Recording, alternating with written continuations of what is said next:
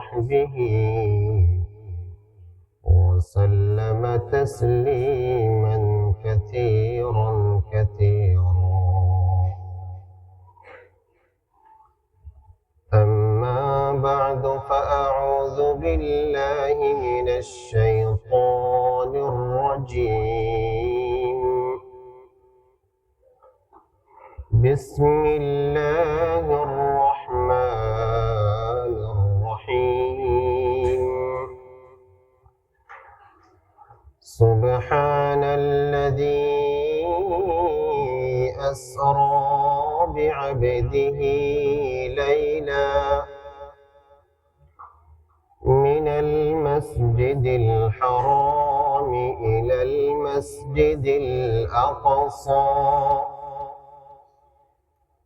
الذي باركنا حوله لنريه من آياتنا إنه هو السميع البصير. صدق الله مولانا العظيم. وعن أبي ذر رضي الله تعالى عنه قال: قلت يا رسول الله أي مسجد وضع في الأرض أولا؟ قال: المسجد الحرام. قلت ثم أي؟ قال: المسجد الأقصى. قال: كم بينهما؟ قال: 40 سنة، أو كما قال النبي عليه الصلاة والسلام।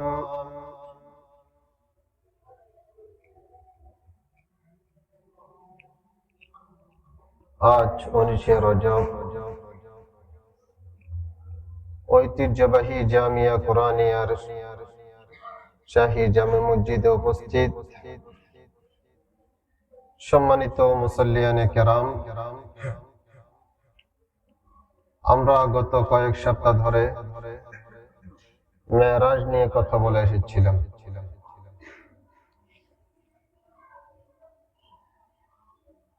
আজকে আমাদের আলোচনার বিষয়বস্তু হলো মুসলিম উম্মার কাছে মসজিদে আকসা এত গুরুত্বপূর্ণ কেন? গত সপ্তাহে আমরা ইতিহাস বলেছিলাম মসজিদে আকসা কাদের? মসজিদে আকসা আমাদের। আজকে আমরা আলোচনা করব মসজিদে আকসা মুসলমানদের কাছে এত গুরুত্বপূর্ণ কেন।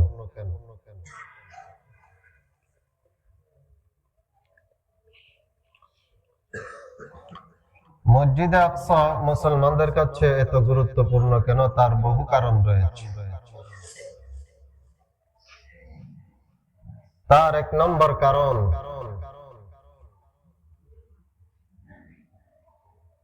হযরত আবু যর রাদিয়াল্লাহু তাআলা আনহু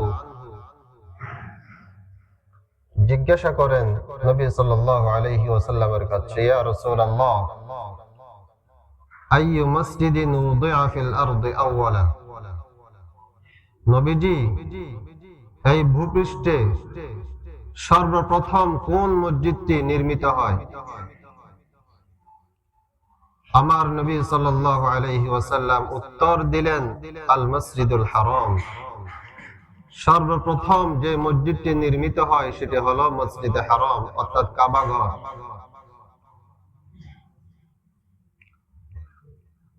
পরে জিজ্ঞাসা করলেন, সুম্মা আইয়ুন? এরপরে কোন মসজিদটি নির্মিত হয়?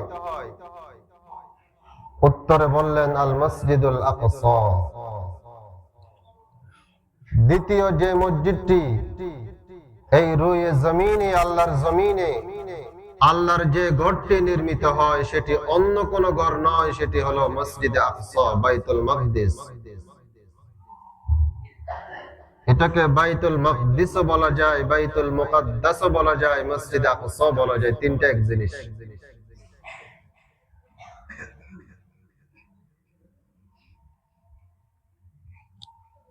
সাইয়েদুনা আবু যর রাদিয়াল্লাহু তাআলা আনহু পুনর্বার আবারও জিজ্ঞেস করলেন, নবীজি, দুই মসজিদের মাঝখানে কত বছর অতিবাহিত হয়েছে? অর্থাৎ মসজিদে হারাম নির্মাণের কত বছর পরে মসজিদ আকসা নির্মাণ করা হয়? উত্তরে নবী সাল্লাল্লাহু আলাইহি ওয়াসাল্লাম বলেন, 40 সানাতান, মাঝখানে 40 বছরের অন্তরায় রয়েছে। তাহলে আমরা একটি কারণ জানতে পারলাম, এই মসজিদ আকসা এই আল্লাহর জমিনে দ্বিতীয় প্রতিষ্ঠিত মসজিদ। সর্বপ্রথম হলো মসজিদে হারাম, দ্বিতীয় যে মসজিদটি নির্মিত হয় আল্লাহর ঘর, দ্বিতীয় যে আল্লাহর ঘর সেটি হলো মসজিদে আকসা, বাইতুল মাকদিস। এক নম্বর কারণ। দুই নম্বর কারণ, কেন মুসলমানদের কাছে মসজিদ আকসা এত মহিমান্বিত? এই মসজিদ আকসা হলো মুসলমানদের প্রথম কিবলা।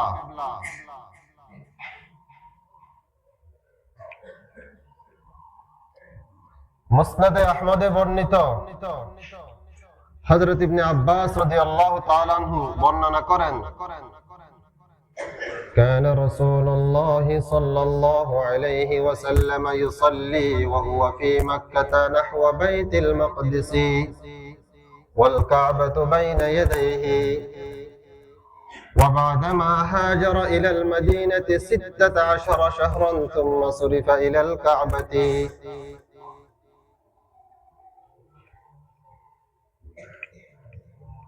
হযরত ইবনে আব্বাস রাদিয়াল্লাহু তাআলা আনহু বলেন, ওই হাদিসটি মুসনাদ আহমদ সহ অনেক কিতাবে এসেছে। প্রিয় নবী সাল্লাল্লাহু আলাইহি ওয়াসাল্লাম মক্কায় থাকতে এমন ভাবে নামাজ পড়তেন, একসাথে কাবাও সামনে হয়ে যায়, একসাথে মসজিদ আকসা সামনে হয়ে যায়, অর্থাৎ দুটোটাকে সামনে নিয়ে নামাজ পড়তেন।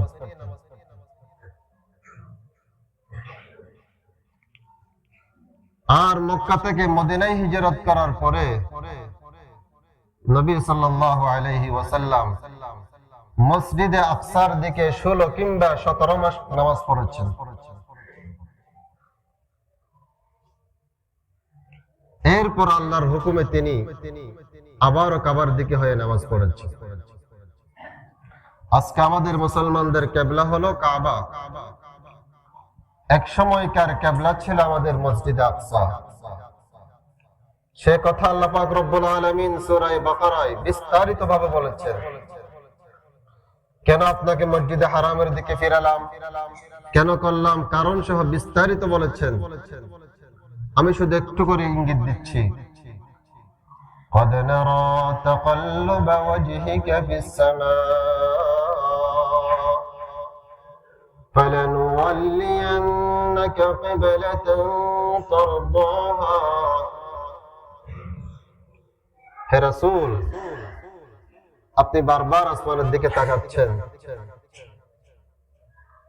কখন জিবরাইল আসবেন, কখন জিবরাইল এই বাণী নিয়ে আসবেন, আবার যেন কাবার দিকে নামাজ পড়ার অনুমতি চলে আসে। আল্লাহ পাক রব্বুল আলামিন রাসূলকে সান্ত্বনা দিচ্ছেন, হে রাসূল, আপনাকে আমি কাবার দিকে ফিরিয়ে দেব। এরপরে ফাওয়াল্লি ওয়াজহাকা শাতরাল মাসজিদিল হারাম, হে রাসূল, আপনি মসজিদে হারামের দিকে হয়ে নামাজ পড়েন।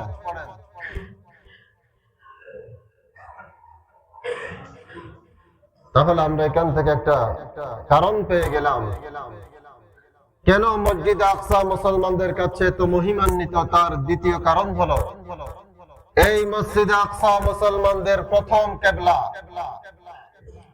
আজকে কাবা যেমন আমাদের বর্তমান কিবলা, ওই মসজিদ আকসা ছিল আমাদের মক্কি জীবনেরও কিবলা, এবং নবী সাল্লাল্লাহু আলাইহি ওয়াসাল্লাম মদিনায় হিজরত করার পরে 16 মাসের জন্য কিবলা।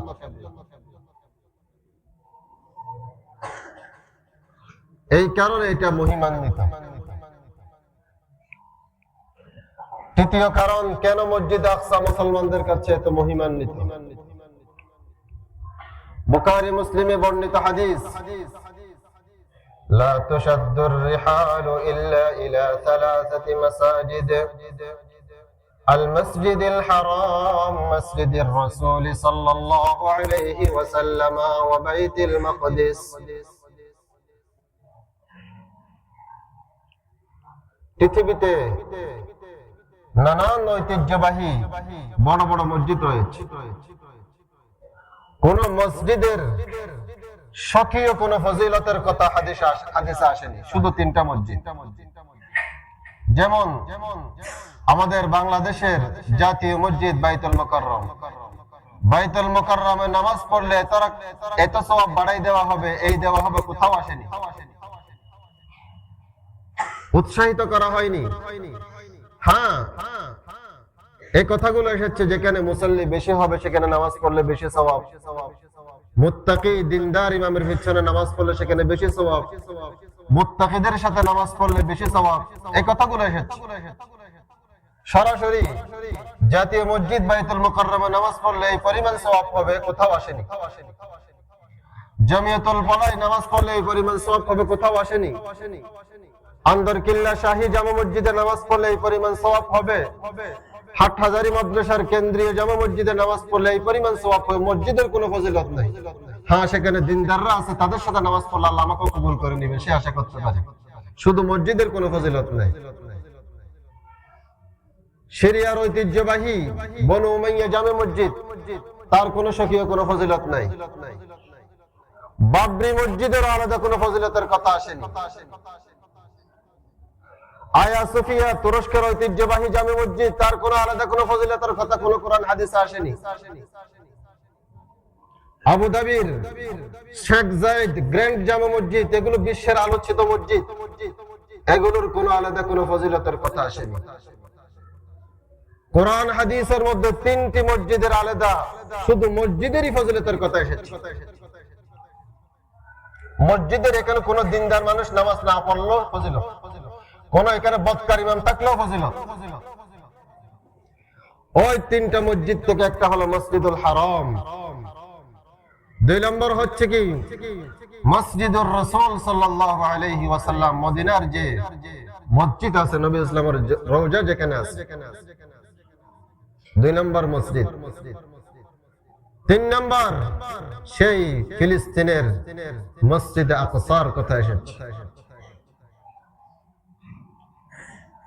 তারা কোরআন হাদিসের মধ্যে প্রিয় নবী সাল্লাল্লাহু আলাইহি ওয়াসাল্লাম যে মসজিদের সরাসরি ফজিলতের কথা উচ্চারিত হয়েছে, এই ধরনের একটা 3 মসজিদ থেকে একটা হলো বাইতুল মুকাদ্দাস। এই কারণে মুসলমানদের কাছে বাইতুল মুকাদ্দাস এত মহিমান্বিত।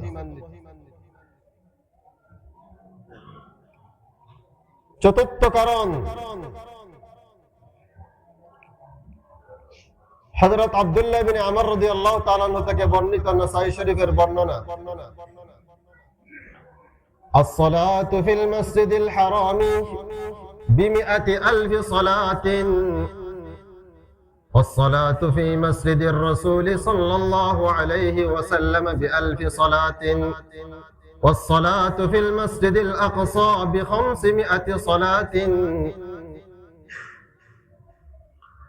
হযরত আব্দুল্লাহ বিন আমর রাদিয়াল্লাহু তাআলা আনহু থেকে বর্ণিত ওই নাসাঈ শরীফের হাদিসে এসেছে 3টা মসজিদে নামাজ পড়লে কি পরিমাণ সওয়াব হবে, সওয়াবের বিবরণ এসেছে। মসজিদে হারামে 1 ওয়াক্ত কেউ নামাজ পড়লে 1 লাখ ওয়াক্ত নামাজের সওয়াব দেওয়া হয়, আর মসজিদে নববীতে 1 ওয়াক্ত নামাজ পড়লে 1000 ওয়াক্ত নামাজের সওয়াব দেওয়া হয়। আরেকটা হলো সেই মসজিদে আকসাতে 1 ওয়াক্ত নামাজ পড়লে 500 ওয়াক্ত নামাজের সওয়াব দেওয়া হয়। তাহলে যে তিনটা মসজিদের আলাদা ফজিলতের কথা এসেছে, ওই তিন মসজিদ থেকে তৃতীয় মসজিদ হলো মসজিদ আকসা। এই কারণে মসজিদ আকসা মুসলমানদের কাছে মহিমান্বিত। পঞ্চম কারণ, আল্লাহ পাক রব্বুল আলামিন এই মসজিদুল আকসাকে মুবারক মসজিদ বলেছেন, বরকতপূর্ণ মসজিদ বলেছেন। সুবহানাল্লাযী আসরা বিআবদিহি লাইলাম মিনাল মাসজিদিল হারাম ইলাল মাসজিদিল আকসা আল্লাযী বারাকনা হাওলাহু। এই মসজিদ আকসার কারণে তার আশপাশের এলাকা পর্যন্ত ফজিলত বলা হয়ে গেছে। তার আশপাশের ওই ফিলিস্তিন পর্যন্ত বরকতপূর্ণ হয়ে গেছে। দুনিয়ার আর কোন মসজিদ সম্পর্কে আল্লাহ পাক রব্বুল আলামিন ওই মসজিদের কারণে তার আশপাশের দেশ পর্যন্ত মহিমান্বিত, বরকতপূর্ণ সে কথা বলা হয়নি। এই কারণে এটা মুসলমানদের কাছে পঞ্চম নম্বর কারণ, মুসলমানদের কাছে মসজিদ আকসা পবিত্র। ষষ্ঠ নম্বর যে কারণ,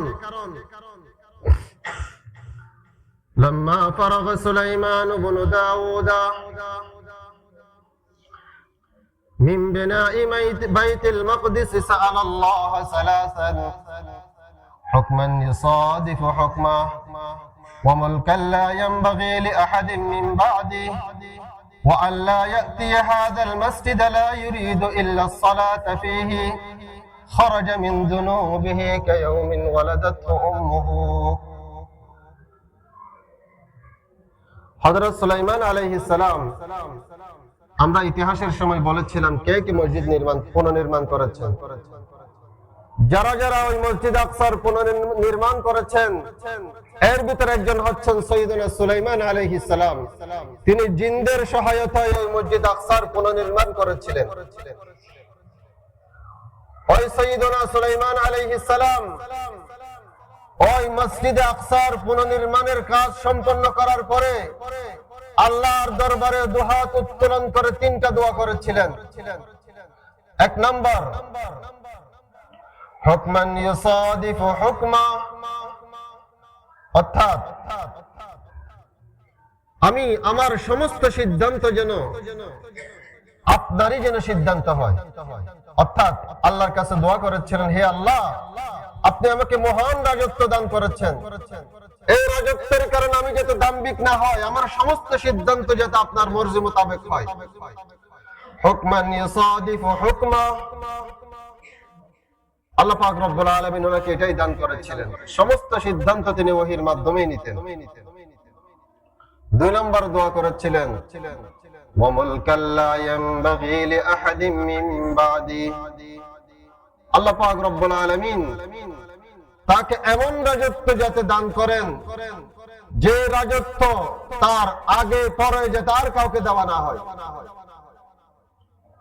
সুলাইমান আলাইহিস সালামের কথা পাখিও শুনতো, জিন্নাতে শুনতো, এই রাজত্ব আল্লাহ পাক আর কাউকে দেন না।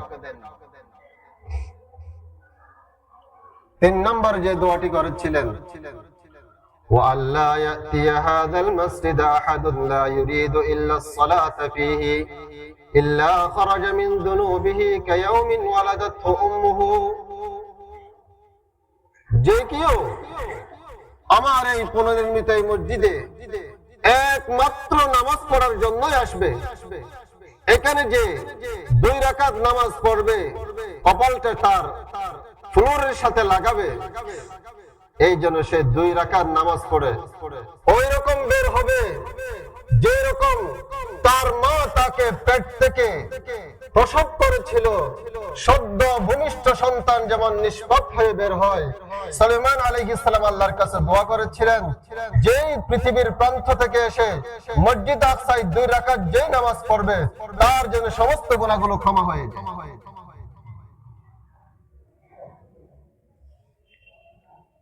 তাহলে কেন মহিমান্বিত? তার ষষ্ঠ নম্বর কারণ হচ্ছে কি, এই মসজিদ আকসা হচ্ছে কি মুসলমানদের গুনাহ পাপ মোচন করার জন্য একটা মসজিদ। আল্লাহর নবী দোয়া করেছিলেন, তার 3টা দোয়াই কবুল। এই কারণে পৃথিবীর যে কোনো প্রান্ত থেকে মসজিদ আকসায় গিয়ে সে 2 রাকাত নামাজ পড়বে, আল্লাহ পাক জীবনের সমস্ত গুনাহ তাকে মাফ করে দিবেন।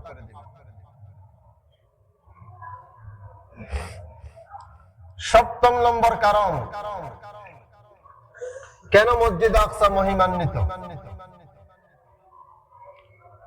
হযরত মাইমুনা রাদিয়াল্লাহু তাআলা আনহা থেকে বর্ণিত, তিনি বলেন, قال أصحاب رسول الله صلى الله عليه وسلم ما هو بيت المقدس قال هو أرض المحشر وأرض المنشر فأتوه فصلوا فيه।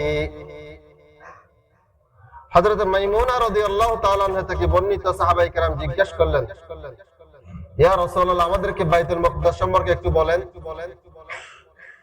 প্রিয় নবী সাল্লাল্লাহু আলাইহি ওয়াসাল্লাম বলেন, কি বলবো, আমি একটা কথা বলি। বাইতুল মুকদ্দাস এলাকা হলো হাশরের ময়দান, আরদুল মাহশর। পৃথিবীর সমস্ত মানুষকে আল্লাহ পাক রব্বুল আলামিন ওই হাশরের ময়দানে জমা হতেই হবে, জমা করবেন। ওই হাশরের ময়দান হবে আরদে মুকদ্দাসা, ফিলিস্তিনের জমিন। আরদুল মানশর, সবাই কবর থেকে পুনরুত্থিত হয়ে সবাই ছুটবে সেই ফিলিস্তিনের দিকে। 8 নম্বরের কারণ কেন মসজিদ আকসা এত মহিমান্বিত।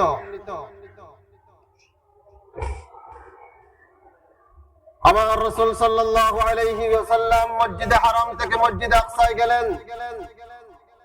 মসজিদ আকসায় গিয়ে তিনি বোরাকটা, একটা পাথর ছিল, ওই পাথরের সাথে বেঁধে মসজিদে ঢুকলেন।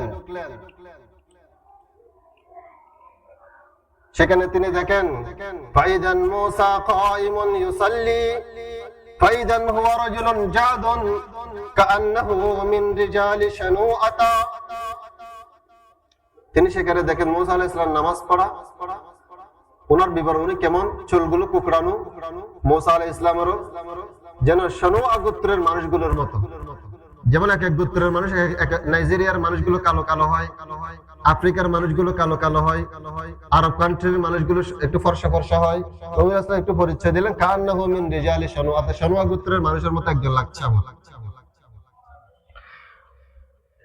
ফাইদান ঈসা ইবনে মারইয়াম কাইমুন ইউসাল্লি কাআন্নাহু উরওয়াতু ইবনে সাকাফি। তিনি বলেন, আমি সেখানে গিয়ে দেখলাম ঈসা আলাইহিস সালাম আর একজন নামাজ পড়ছেন। তিনি সবচেয়ে বেশি, আমি পরিচয় দিতে গেলে আমার লাগবে উরওয়া ইবনে মাসউদ আস-সাকাফির সাথে বেশি মিলে যায় মনে হয়, একজন সাহাবীর নাম। তিনি আরো বলেন, ওয়াইদান ইব্রাহিম কাইমুন ইউসাল্লি ফাইদান হুয়া আশবাহু বি। অর্থাৎ তিনি ইব্রাহিম আলাইহিস সালামকে কথা বললেন, তিনি নামাজ পড়ছেন। তিনি বললেন, ইব্রাহিম আলাইহিস সালামের পরিচয় কেমন, এটা বলতে গেলে, এটা ধরতে গেলে এটা আমার মতো লাগে। ইব্রাহিম আলাইহিস সালাম আমার সাথে বেশি মিলে যায়।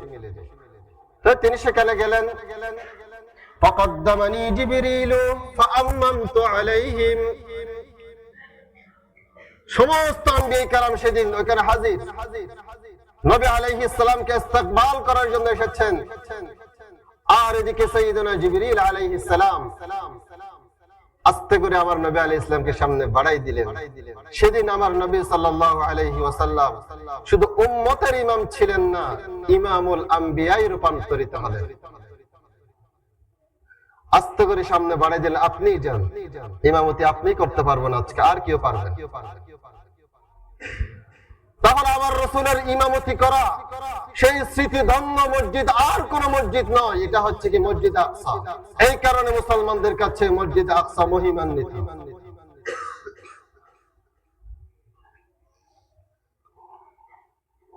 আরো অনেক কারণ রয়েছে।